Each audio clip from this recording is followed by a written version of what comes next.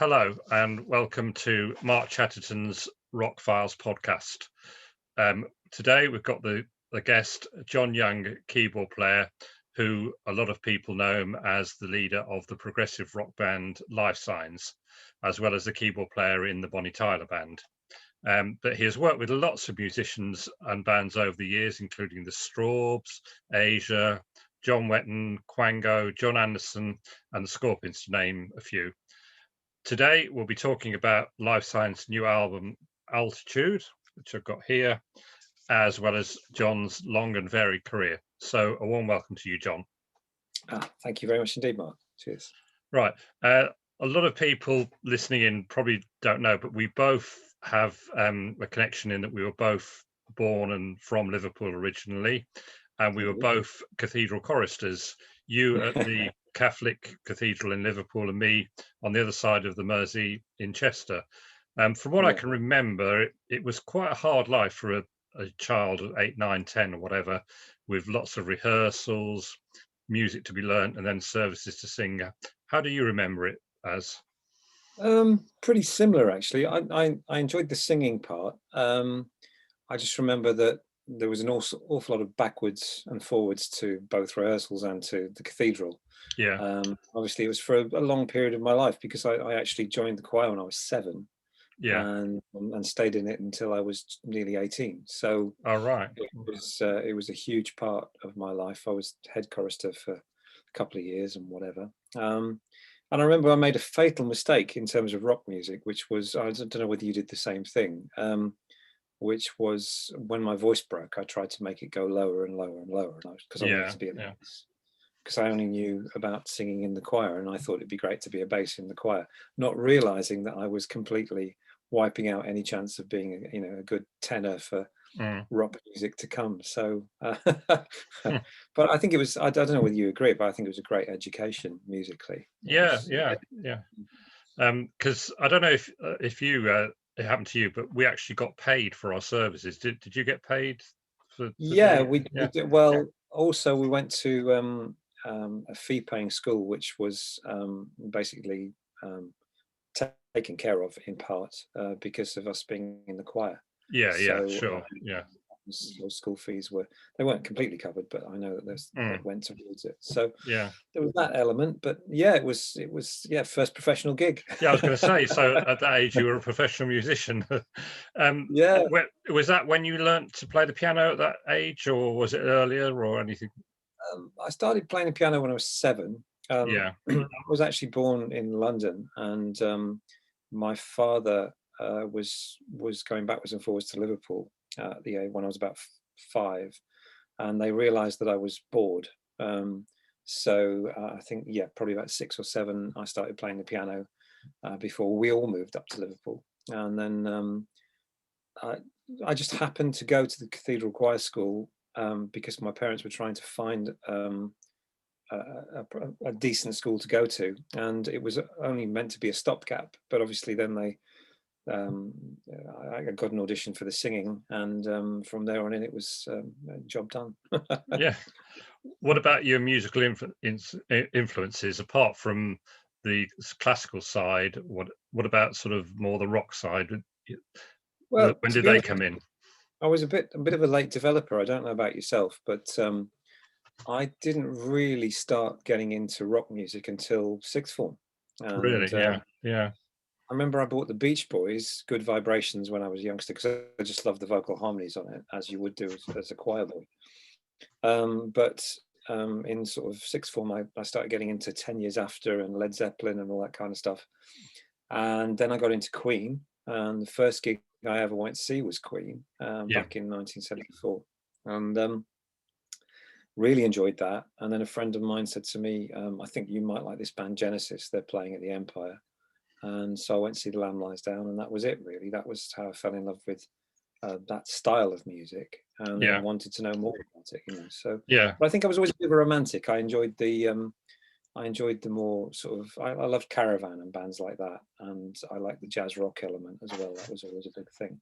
and played a lot. I don't. Did you play much in? Did you do any playing? Yeah, I did play guitar, and then it was only when I went to university that I started. I was in a Mm. group for a little bit, but it didn't really sort of happen. I did more sort of solo stuff and that. But then, as life took over, that went out the window, unfortunately. But I've always had an interest in music and done it in other ways. But we won't go into that now. But going back to the Another gigs thing, in Mark. Liverpool, I went to that Genesis one as well. But I presume we probably went to quite a lot of the same gigs. But did you go to any ones at the stadium as well? Because that was quite I did. important venue. Yeah. I loved the Gentle Giant gigs at the stadium. I went to those, and Yeah. used to go and see all the other bands like Snafu, and I missed Alex Harvey strangely that time around, but I saw him later. I actually booked him later. What other? I suppose, yeah, it was just. And if I look at my diaries from that time, it was just one band after another, and very few of them had much to do with each other. You'd go and see, Stanley Clark. I remember going to see Stanley Clark at Eric's and things like that, and then seeing, all the bigger names would go through the Empire. Then you'd have the University for Caravan Renaissance, things like that. I remember seeing Trace supporting Curved Air there, which I thought was fabulous. And just all these things having a massive influence on you as Herbie Hancock, that kind of stuff. Yeah. So yeah, lots of different quite diverse, really. So the first type of bands you were in was really sort of jazz rock, is that right?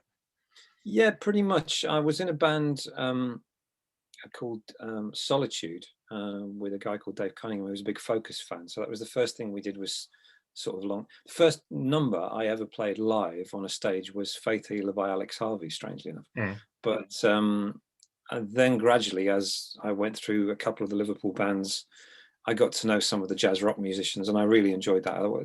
I really enjoyed when UK Bruford and Brand X came along.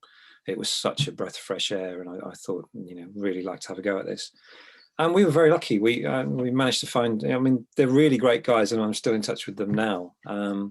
And we had some very interesting moments. Like we played CF Mock College in Liverpool, and this guy turned up and said, "I've heard you guys are really good. Do you mind if I jam with you?" And it was Dick Hextall Smith from. Oh, right, yeah. So just some mad things that happened, and we even entered. It was quite funny. We entered the Battle of the Bands, and we didn't win at the Liverpool Empire with Phil Easton for Radio City. But I spoke to a few friends afterwards. I think Jeff got best guitarist, but they said, "Oh no, well, we couldn't have a jazz rock band winning." So even though you probably were the best. Yeah. Well, it was just kind of a shape of things to come, really, isn't it, Mark? Because that's how the industry works to an extent. So is that right? You were working in an office during the day and then sort of gigging at night? Yeah. It was quite strange, actually, because I was doing, aside from the jazz rock band, I was always kind of, I don't know, gregarious. I think there's a good word for it. With regards to my appetite for music. So I was doing everything from playing with that. I played with the Beryl Marsden band, which was 60s singer from Liverpool. Yeah. Played with a band called the Realistics. And so I'd finished work I was working in a shipping office in Liverpool, and I ended up working as a dock foreman. And I'd go to the airport and get on a plane and fly to Belfast to do a gig, and then fly back the following morning and go back to the office, that kind of thing. Yeah. Which was quite an adventure, I have to say. And so then I got into aviation, which I've always been into. I've always loved flying. Yeah. Pilot. And the job moved to London and Heathrow and everything else. And the band, we all moved down to London, but we only did a few gigs. And I remember, there was a paper that used to come out, Musicians something or other, that used to come out regularly down there. And it said, "You may not see this band very often, but if you do, they're really good. Catch them while you can." And it kind of said, it was kind of our own epitaph in a way, because it kind of said that we wouldn't survive. As a jazz rock band. But remember, the gigs were pretty busy. It was good fun. And gradually everybody went their separate ways, and I stayed in London to see if I could, fashion out a career of some kind. So is that right? Your first break was working with Uli, what's he called? Uli John Roth. That's the guy. Yeah, and that was your first sort of musical break, would you say? Yeah, very much so. It was a Melody Maker advert. Do you remember those? Yeah. I'd already applied to a few and been really rubbish when I was younger. I used to drive down from Liverpool to go to these auditions, and I had no idea how to play anything outside of classical music, really. So they were truly dreadful. And but on this particular occasion, I'd kind of moved on from there, and I ended up in a room full of guys from Berkeley, and I thought, oh, this looks dodgy. And it was a funny story, actually, because I went in and Uli said, okay, I'm going to change key constantly, and you have to use the correct sequences to get, cadences to get into the next key, and then I'll be gone again, and you have to find me again, and this kind of stuff. So it was horrendous, and I did it for about 5 minutes, and at the end of 5 minutes I said, oh, I'm sorry, I can't do this. And he said to me, well, you lasted longer than anybody else. Yeah, I said, oh, I said, and where's the sustain pedal? And he said to me, you did it without the sustain pedal. I said, yeah. He said, you've got the job. Yeah. So with him, you toured around Europe. Was that where you went mainly? Yeah. Yeah, Europe, we did Europe, the UK. It was the first time I played Hammersmith Odeon, which I really enjoyed. Oh, that's good. Yeah. Then we did some really nice shows. I mean, it was Spinal Tap, to be honest. Yeah, I mean, yeah. You know, very much hand to mouth. I had no idea. I was very naive. But I have great memories of it, even though there was a few moments, but not from the band point of view, but in terms of actually getting paid. But I felt that it was a great start. It was a good way to kick off. Yeah.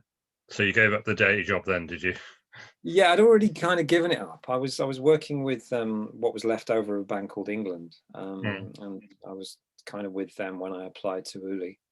And so yes, the day job, which would have been the much more common sense path in life to take, went to one side, and then with Uli. And then I started working in a studio in London in Finsbury Park, just playing with all sorts of different people on sessions, and started a little business buying and selling equipment just to keep the wolf from the door.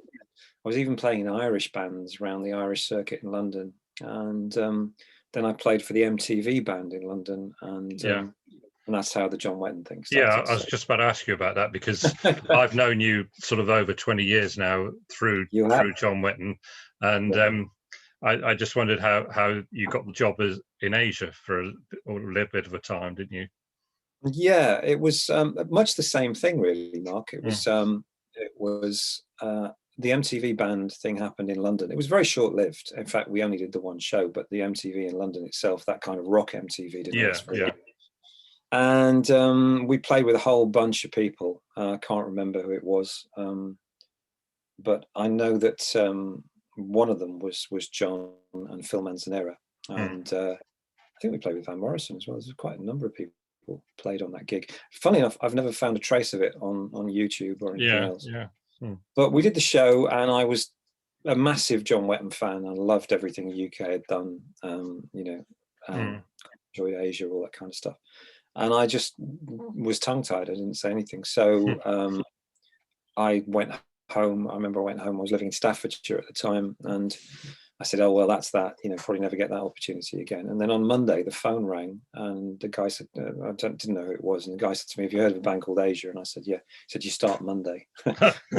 Just like that. So, that was it. So I turned up at rehearsals in London, and the guitarist at the time was Alan Darby, who I went on to work with in Bonnie Tyler.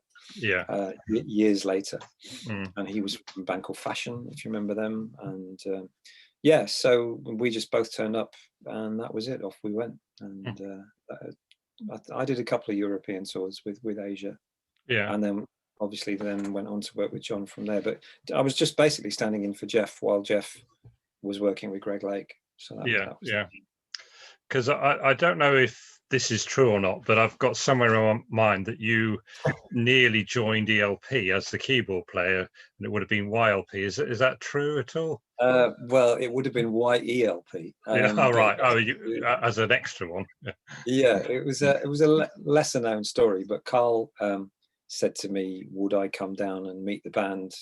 He felt it would be a good idea to have two keyboard players, and I said, okay, fair enough.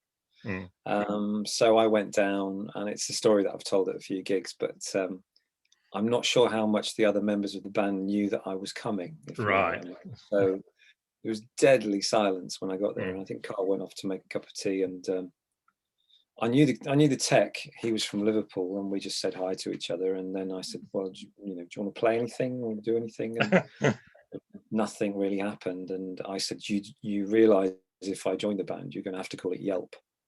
There was no laughter of any kind. No. Tumbleweed blew, and I said, "I know my way out. It's fine, thank you." That was it. Yeah, good story. Getting back to Bonnie Tyler, I think you've been with them now since the 1990s, and I know she's not to everyone's musical taste, but from your Facebook posts, you've seemed to have been to quite a few exotic places and played some large venues and festivals. So you obviously enjoy doing that, for the fact you've been with us so long. Well, for one thing, it's a great band. I mean, the band's really good, top notch. We're all nice people. It's like a sort of slightly dysfunctional family. And we've all lived in each other's pockets for, well, I think I'm 27 years now, something like that. So again, it was a similar thing. I went for an audition. There was a whole load of keyboard players. I have to say that we probably have a misconception in this country of Bonnie Tyler, and even I did then when I went for the gig, because I had visions of Cabaret and Rochdale, I didn't realize she was the biggest selling artist in Germany that year, and this kind of thing. First tour we did was South Africa, and and then it's just kind of like, hold on to your hats, here we go. I've been very fortunate from that point of view, because whilst a lot of stars from the 70s and 80s, their careers go up and down like this, she's never really waned as such. There's always been a big demand.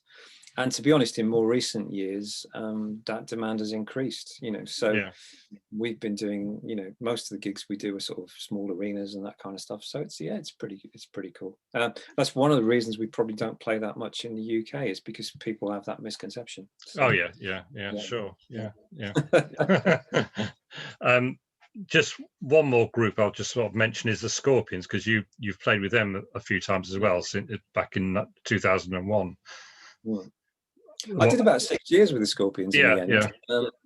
But it was great. I loved it. I was actually on tour with Fish and John and I got a phone call in the tour bus from Rudy Schenker asking me if I was available, and I wasn't really, because I was working with Fish. And John Wesley said to me, who was working with him at the time, "You have to take the gig." And Fish said, "Well, you know what, it's fine." It was very magnanimous. He said, "It's fine." He said, "But if you can find somebody to do it, then we'll do a swap, and you can be on your way." And I'd pretty much given up, but John Wesley kept kicking me to make me do it. And we managed to get a guy in who's now living in Australia, I think. And I think we changed. It was almost like a baton change. We changed at 4 o'clock in the morning somewhere in Switzerland. And I was on a plane at 6:30 to go to Germany. So it was an interesting time, that's for sure. And do you travel all over the world with them, or just Europe, was it? We didn't do the States, or we didn't do the Americas, but we did the Far East, and we did all over Europe and stuff. And we did the Pyramids, which was amazing, playing in front of the Pyramids. So, some great memories. And again, the Scorps, I think obviously because I had time with Uli as well, they can be quite hilarious at times. And there's an English tech who works for them called Peter, who's absolutely, I mean, he's like he should be in Monty Python. It's really So it was good for me, and I it's a nice bunch of people, and I enjoyed that. Good. Before I go on to Lifesigns, you've always for quite a few years written sort of, I don't know what the word is, ambient music that's used on TV shows. And how did that sort of come about, and how rewarding do you find it if you hear some of your music on the television? Well, it doesn't happen so much now, because most of the music I wrote I did 6 albums over a period of time for a company in London.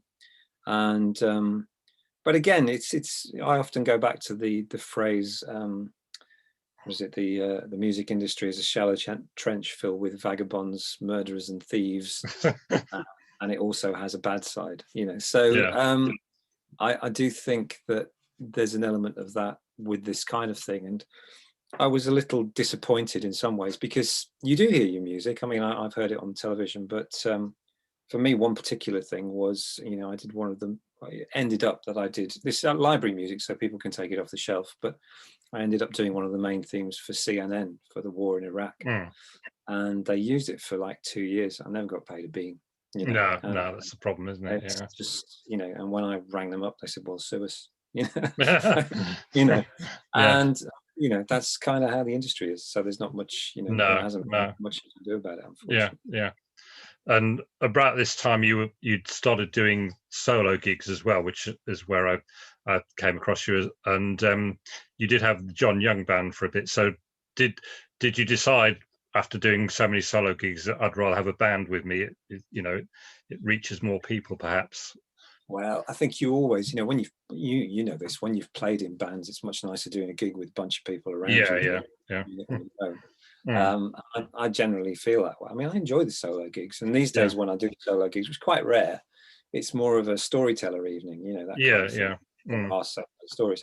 But I think back in the day, the reason I did the gigs was I'd been through a particularly difficult period of life, and was fairly destitute, and you know, I was just doing solo gigs everywhere to try and make enough to feed the dog, you know. Yeah, sure. And it was really hard, because what I came across was this whole thing about, which I hadn't realized until then, which was that just everybody wanted covers. They didn't want anything original. And so some of the stories I've got from those days are quite hilarious, because you kind of turn up somewhere and start playing your stuff and nobody's interested, you know. Nobody wants. It's just, so when you could find a venue or two where there was a particular venue at the, I'm not sure whether you ever went there, in Bentworth in Hampshire, Star Inn, where they really took to me, and so it was almost like a sigh of relief as you arrived at this gig to play to people who actually wanted to hear your songs, you know. And I thought it was funny, because I was being sort of I always remember there was a gig in Salisbury that I did, which was mostly army people there. And after the first number, some of the girls in the audience started clapping, and then everybody looked at them as if they should stop. And there was just silence for the rest of the gig. So much so, I think I did the announcements in German in the second half. But you know, it was just, oh, why, you know? And so but it was one of those gigs where you got paid. And I always remember the guy coming up to me at the end of the gig, and he gave me the money.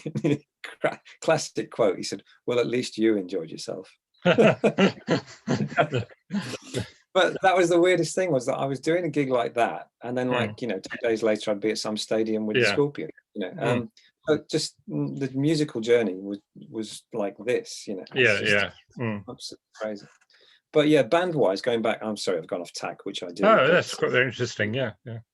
Band-wise, I think it was always important to make it a band. And I really loved the JYB stuff. I mean, I never thought it got the attention it deserved, because of the people that were in it were fabulous, you know. And so going back to those times, Robin Bolt, we often talk about it, and it was almost like we'd meet up to go for a meal and a drink, and then we'd actually have a gig afterwards with the same amount of people in the audience that were on the stage, you know.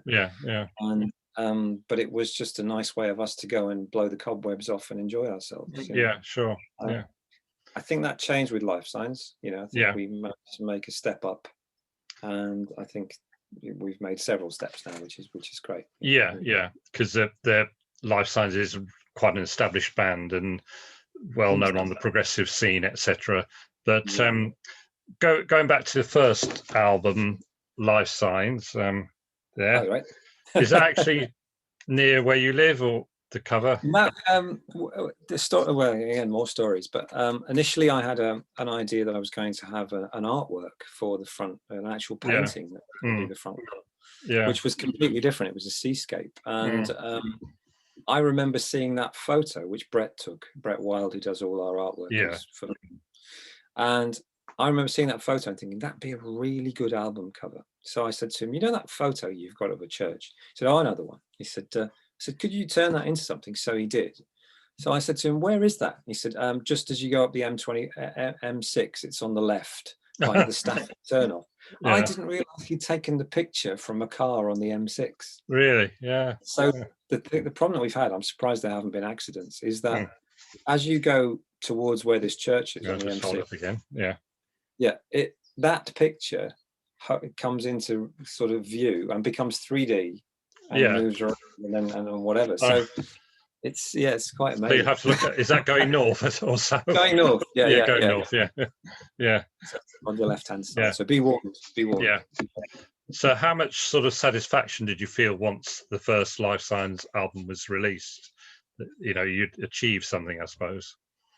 Well, I mean, as is well known, it kind of started as a bit of a bet in a pub where I said I think there could be some more interesting prog around than there was at the time.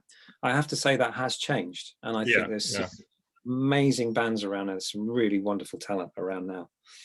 So we're very lucky. This is a very good period of time for good music. But at the time, somebody's kind of said, "Well, if you think you can do any better," so we did, and. Well, we got on with it. It's up to people whether we did or we didn't. But Steve Rispin, myself, Nick Beggs, Frosty Beadle put the original act together, and we got some guests in on guitar, and that's where Nico and John came along. And I mean, it was just amazing that John, we'd been auditioning people for the bass part, and it's not easy. Nick Beggs is a hard act to follow. The live work and. John Paul just turned up, and not only did he play it, but he danced at the same time. Okay, fine. So yeah, it's been an interesting. I think somebody asked us, and I don't mean to sort of move forward here, but somebody said it's a bit of a revolving door, Lifesigns. I said, well, to be honest, for all of us, it's not our day job. It's not what we do for a living. Yeah. So if something else comes along, I mean, Steve works for Yes, I work for Bonnie Tyler. John works for Dr. Hook. So, these kind of things come in and out. Dave has loads of projects on the go all the time. He's currently working with Strawbs. So if something comes along, we try and work around it. If it becomes obvious that we can't work around it, then we make a replacement at that point, should we need to, So that's kind of the way that it's worked over time. Yeah. And the other thing I was going to ask you, obviously with the second one, Cardington, and with Altitude, you've done a sort of crowdfunding way of getting the album out. Was that because the record companies just aren't interested anymore, the way the record industry has changed? No, not really. I think initially when we first turned up on the scene, there was some record company interest, but they wanted to rewrite the book, basically.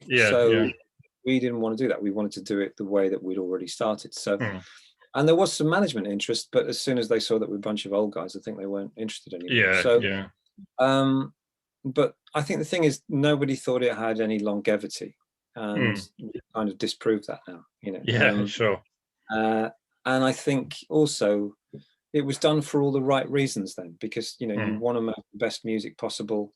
The crowdfunding thing we tried initially with Pledge Music was the thing that we did, but of course that went horribly wrong afterwards. So I had a solo album with them when it went wrong, and I know a lot of people lost a lot of money, and I think it's terrible because it's such an obvious thing to do, and it was just because people were greedy and they were dipping into the pot. That the whole thing went wrong, and a lot of people really suffered. But we thought, well, that model will still work for us if we can find a way of doing it. So Julie Crow, who works with us, she looked at what we were doing with the website and realized that we could do it that way. And we've learned an awful lot, Mark. I mean, the thing is, we've learned, we have a wonderful bunch of people that are friends of the band. I mean, I say friends because it's more than fans, I think, really. Yeah. And they stand by what you do, and we have great communication with everybody. And it's really wonderful the way they've supported us. And then other people kind of buy into that as we go along. And I mean, we've changed a few things. We've come off Spotify in terms of the albums and all that kind of thing. We're kind of not doing things the way everyone else does them. We put the price of the album up because it's worth it. I mean, if you go into a car showroom, you don't say, well, would you like the Mini or the Ferrari? It doesn't work like that, So music's kind of the same from our point of view. It's like, Yeah. so I feel that there should be some kind of value brought back into music. This is me personally, not the band. Yeah, sure. Yeah. There should be some value to music, otherwise it won't last. And people need to make a living from music. It's all very well. A lot of people said, "Oh well, it doesn't matter about Spotify because you've got gigs," and then COVID-19 came along. We really need to make sure that we look after the people who are making beautiful music, and I think we're trying to do things. Somebody said to me, "You're a bit like a new Marillion, aren't you?" I said, "In terms of the way that we operate." I said, "Well, Marillion came up with a great model of the way to work with their fans to make something work, and I think it was brilliantly done." And we've maybe made a few tweaks to the way that we see things working now, but it's not to say that, their model works perfectly. So obviously we're still building. It's very early days in terms of how you get a fan base these days. Is it's very hard, very hard. So that brings us on to Lifesign. Altitude. That in a way was recorded like a band on the run, wasn't it? Because of COVID, you've had to sort of all do your parts separately and everything. Yeah, we've still not met Zoltan, which is amazing. Isn't it? Really? Yeah. You've not met the drummer. But it was. Everything was done remotely. We all have studios. They've also worked in the States a bit and worked here. Steve and I congregate. I work in my house and then I take the stuff to Steve. Then we just blast it out to everybody. John's got his own studio at home as well. And so it's a bit different to working in terms of in the studio, because you can just go, "Oh, I didn't like that bit. Do you want to try that again?" Whereas if somebody sends you the complete works that they've done with, and then you go, "I'm not sure about this," it has a different effect, because, it's kind of like, "Oh, well, I need you to do that again." So whereas I've known with people I've worked in studios, they'll do 90 takes of something. You have one take and you have to make the best out of that, and then you might get a couple more. But we're very lucky because we're working well. For me personally, I feel these are the best musicians I've ever worked with. So what's not to like with that? So very fortunate. I was talking to Robert Berry the other night, and we said the ideal scenario would be to go to a Yes concert and then lock the audience in the room and then bring the other bands on. And so they would have to listen to them and decide whether they liked them. So I think it's a difficult time for bands to make new fans, but I think you have to think, you have to, I hate the word outside the box, but you do have to come at it from a different approach. Sure. Yeah. Make things work, personally. And obviously, in a way, your big income stream would be from gigs, and obviously that's gone out the window for the last year. How soon do you think you might be going back out on the road, or are you still waiting to see what happens? It's the eternal question, isn't it, really? I don't know.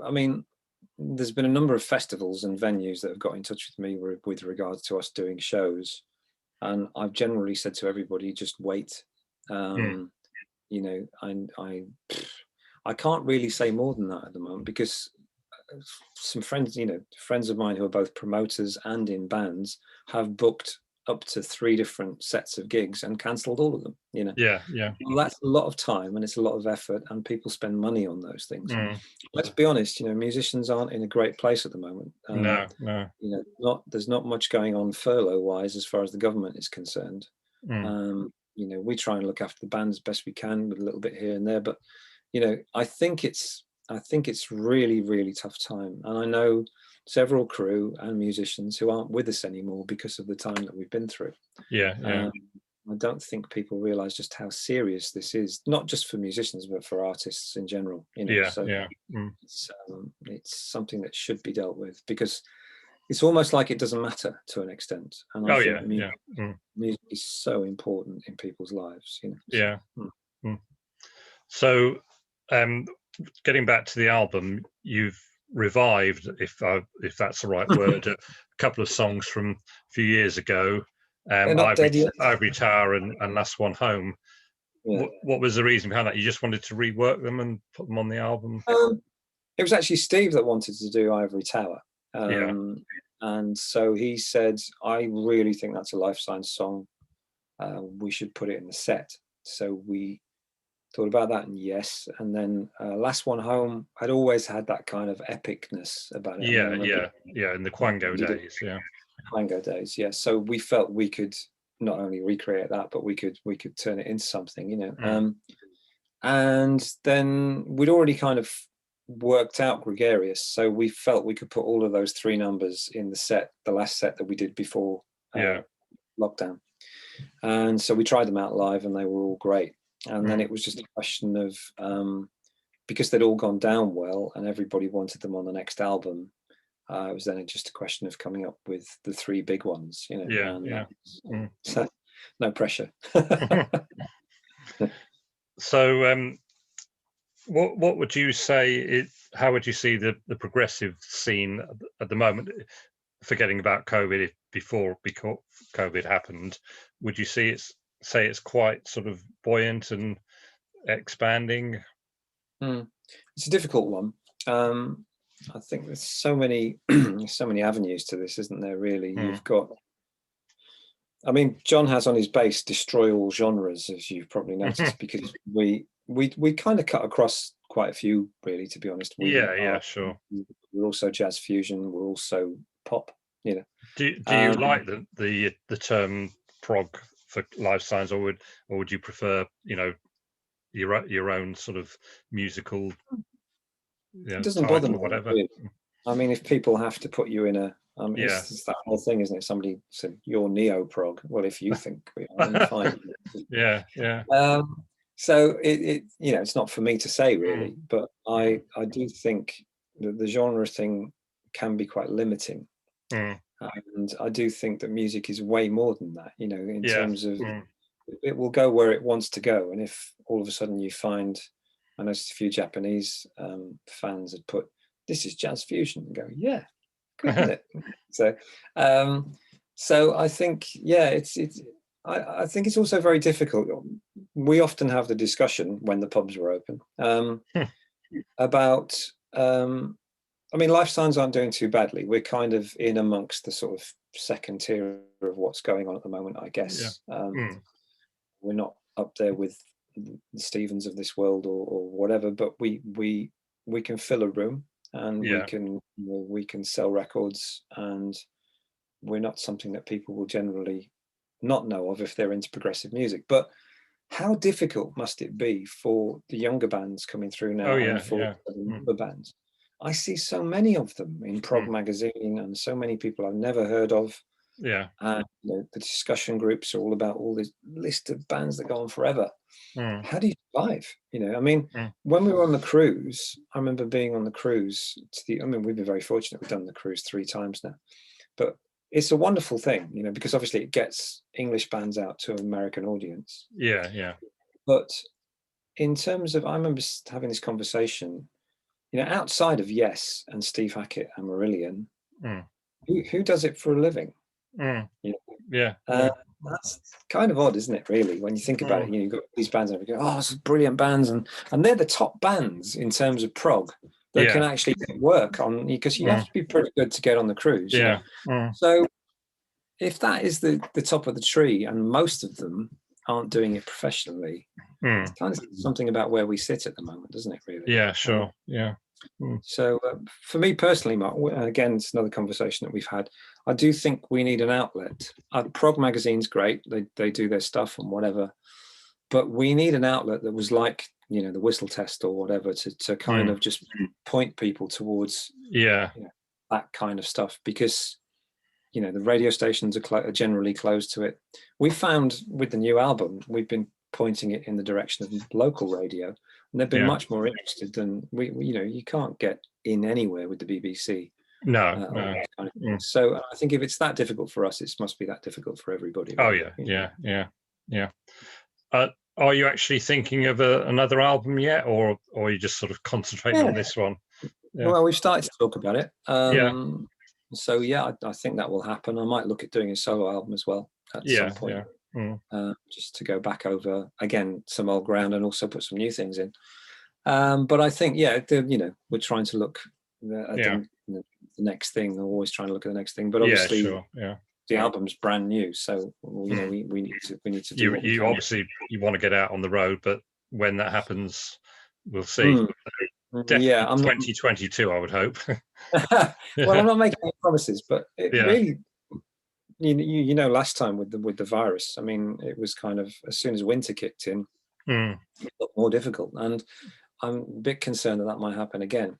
Also, the other side of it, if you look at the situation, and this is again for all the bands at the moment, is that let's say we want to tour. So we want to tour, but first of all, you have to go to somewhere where you're clear to go corridor-wise, COVID-wise. Okay.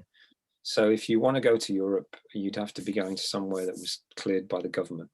Also, any people that work for your band that are outside of the UK, like in our case, Sultan, would have to be cleared to come into the UK. Yeah. So you have that first of all before you do anything. And then on top of that, now we have the Brexit visas. Yeah. Which are evidently extortionate from what I've heard, if you want to get a full European tour going. And we have the American visas, which have been there for ages, which are also, that's like $3,000 each. Really? Or whatever. So to try and recoup that money from venues or anything else, I think you can play Canada for free. You know, now if everybody else just got the same idea that Canada does, then we'd be fine. But as it stands, you know, and also the whole, you know, getting in and out. I mean, Nick and I have now both become Irish, so we've got, you know, we've got Irish passports and English passports. But I think it's going to be difficult, and I think it's going to be difficult not only for the smaller bands like us, like ourselves, but you know, just to try and come up with that money is nigh impossible. Unless you do it by crowdfunding or whatever. But I think even the bigger acts are going to struggle, to be honest. And sure. So there'll be loads of UK gigs, but nothing else. Well, that'll please some people anyway. But yeah, so yeah, I'll draw it to a close now. But you know, you've gone through such a lot of different things that have happened in your life, and it's been very interesting. But thank you ever so much for doing the interview, and we hope that we'll see you out on the road soon. And obviously, if you haven't got a copy, Altitude is the album you need to get, and get it from the Lifesigns website rather than Amazon or anywhere else. Yeah, direct from the artist, doesn't it? Yeah. Okay. Thanks very much then, John. Okay. Thank you, Mark. Much appreciated.